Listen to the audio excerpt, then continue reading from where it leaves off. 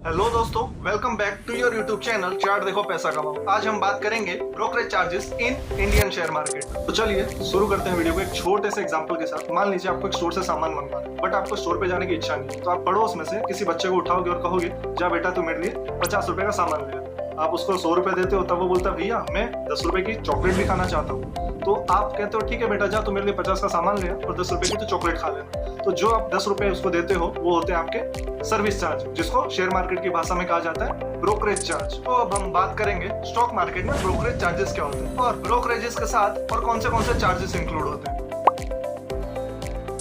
Stock market में आपको directly shares नहीं मिल जाते, आपको एक ब्रोकर चाहिए होता है जो आपके बिहाफ में और आपके थ्रू शेयर्स बाय और सेल कर सके। इसी सर्विस के लिए ब्रोकर्स आपसे चार्ज देते हैं, जिन्हें कहते हैं हम ब्रोकरेज चार्जेस। ब्रोकरेजेस के साथ और कौन से चार्जेस इंक्लूड होते हैं। फर्स्ट ब्रोकरेज, ब्रोकर की फी।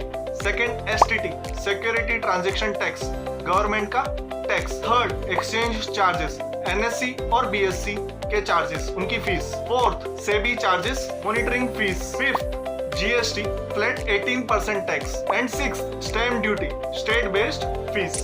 तो चलिए अब बात करते हैं एज अ ट्रेडर और इन्वेस्टर आप चार्जेस से कैसे बच सकते हैं। आप यूज कर सकते हैं discount brokers like Zerodha, angel one, pro application, etc। अगर आप डिलीवरी बेस्ड ट्रेडिंग लेते हैं तो उसमें कोई ब्रोकरेज चार्जेस नहीं लगते हैं, वो फ्लैट होता है 0 फीस के साथ। और थोड़ा सोच समझ कर ट्रेड लो, क्योंकि जितने टाइम आप ट्रांजैक्शन कर रहे हो मार्केट में, जितने बार आप बाय और सेल ऑर्डर प्लेस कर रहे हो मार्केट में, हर एक ट्रांजैक्शन के पीछे आपके चार्जेस लगते हैं। इसके लिए थोड़ा आप सोच समझ कर ट्रेड करोगे तो उसमें भी आप अपने चार्जेस बचा पाओगे। तो अब हम बात करते हैं चार्जेस से कैसे बचा जाए ताकि हमारा लॉन्ग टर्म में प्रॉफिट मार्जिन भी बढ़िया रह सके। At the end of your every trade आप कॉन्ट्रैक्ट नोट को भी पढ़ सकते हैं, जिससे आपको और क्लैरिटी मिलेगी कि आपके कहाँ ज्यादा ट्रांजैक्शन हो रहे हैं और कहाँ पर आप अपना ट्रांजैक्शन थोड़े कम करके अपना प्रॉफिट मार्जिन बचा सकते हैं और ब्रोकरेज चार्जेस भी थोड़े कम दे सकते हैं, क्योंकि लॉन्ग टर्म में आपका एक छोटा पैसा भी बहुत बड़ा इंपैक्ट डालता है आपके बिग प्रॉफिट के ऊपर। स्टॉक मार्केट में सिर्फ प्रॉफिट बनाना नहीं, उसे बचाना भी जरूरी होता है। ब्रोकरेज और चार्जेस को ही समझकर आप बनोगे एक स्मार्ट इन्वेस्टर। तो बात करते हैं ट्रेड का रियल प्रॉफिट कितना हुआ। समझ लीजिए आपने मार्केट से कमाए 1000 रुपए,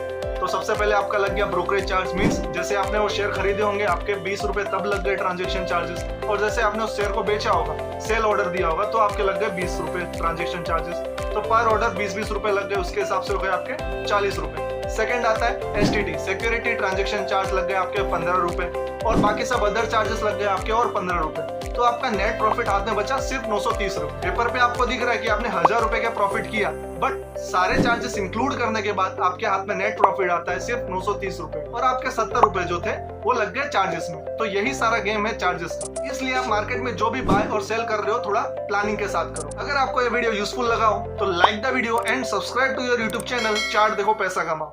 एंड कमेंट करके जरूर बताना कि आप एक ट्रेडर हो कि एक लॉन्ग टर्म इन्वेस्टर। तब तक के लिए जय श्री राम, मिलते हैं अपने नेक्स्ट वीडियो में।